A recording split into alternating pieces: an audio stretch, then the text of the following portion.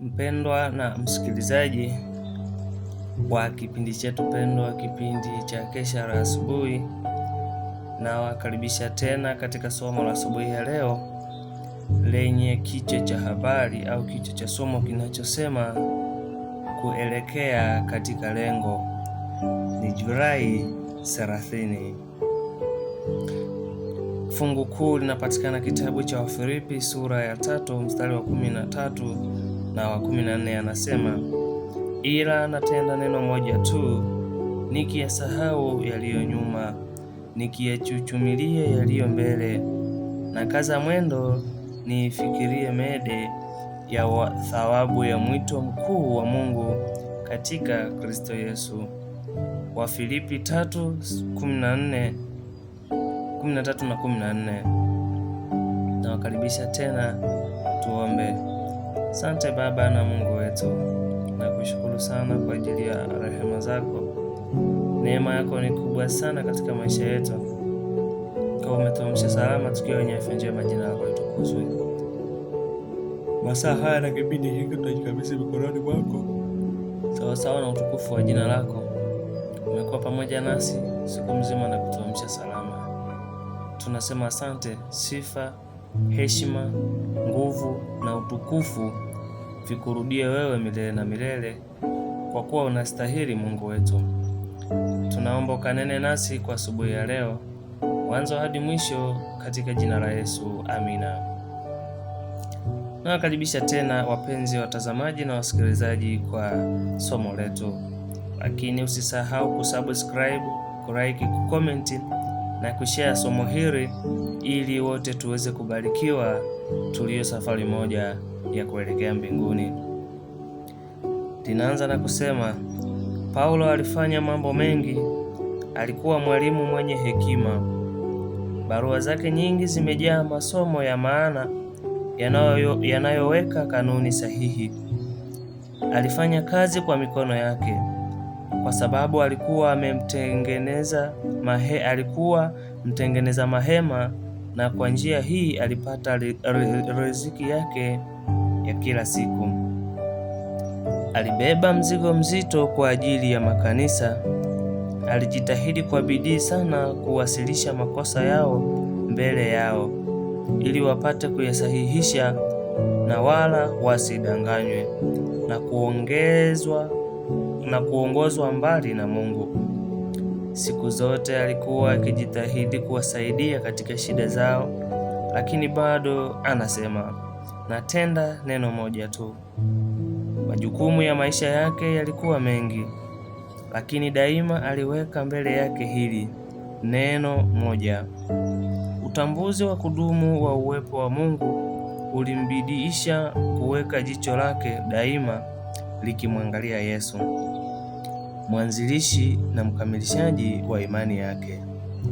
Kusudi kuu lililombidisha Paulo kusonga mbele licha ya shida na magumu linapaswa kumwongoza kila mfanyakazi Mkristo kujiweka wakfu kikamilifu kwa utumishi wa Mungu.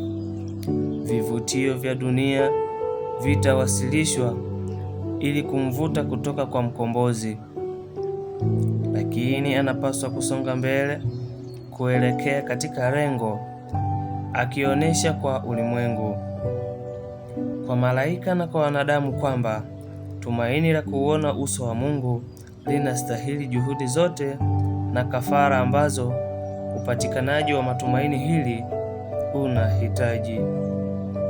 Mwanafunzi mnyenyekevu kabisa wa Kristo anaweza kuwa mkazi wa mbinguni, mrithi wa Mungu wa urithi usioharibika na usiofifia.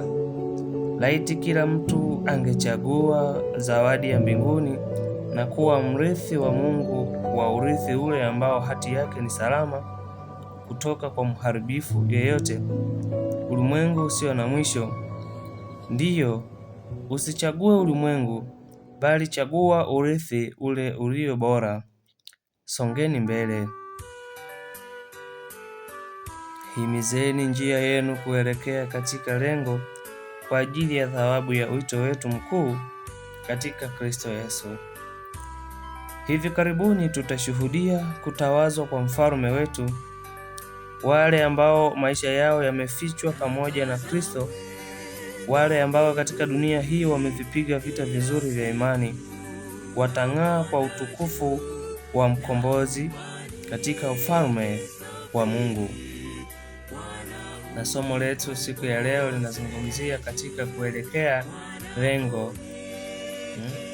katika lengo, na kwamba linatufunza sisi tunapaswa lengo moja tu au neno moja tu, kutafuta ufalme wa Mungu, urithi wa Mungu, urithi wetu. Anasema kwenye fungu anaelezea, anasema natenda neno moja tu, nikiyasahau yaliyo nyuma. Wapendwa wa Kristo, tunapaswa kuyasahau yote yaliyo nyuma, tuyachuchumilie yaliyo mbele yetu. Tukaze mwendo, tuifikirie mede ya thawabu ya wito wetu mkuu katika Kristo Yesu. Kwa katika Kristo Yesu sisi ni kama wito kwa ajili ya kwenda mbinguni. Tuitumie fursa hii vizuri ili sisi tuweze kufika mbinguni, maana Kristo ni kama njia.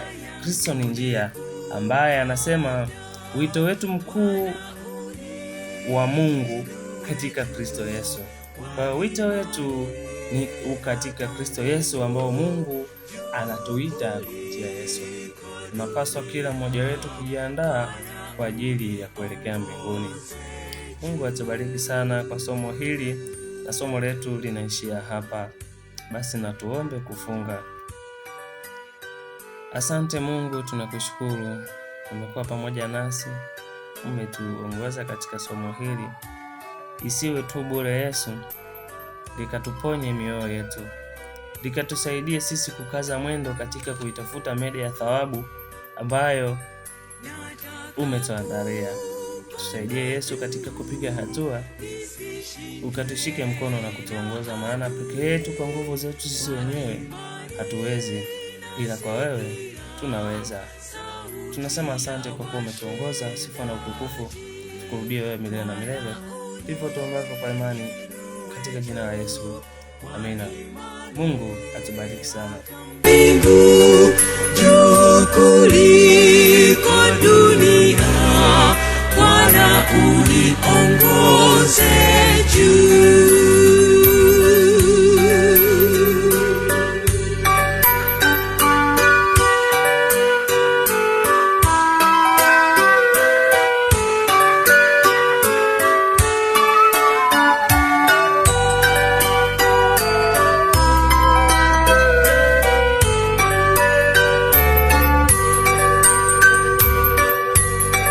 Upanda juu nataka niuone utukufu, hata mwisho nitaomba Bwana uniongoze juu.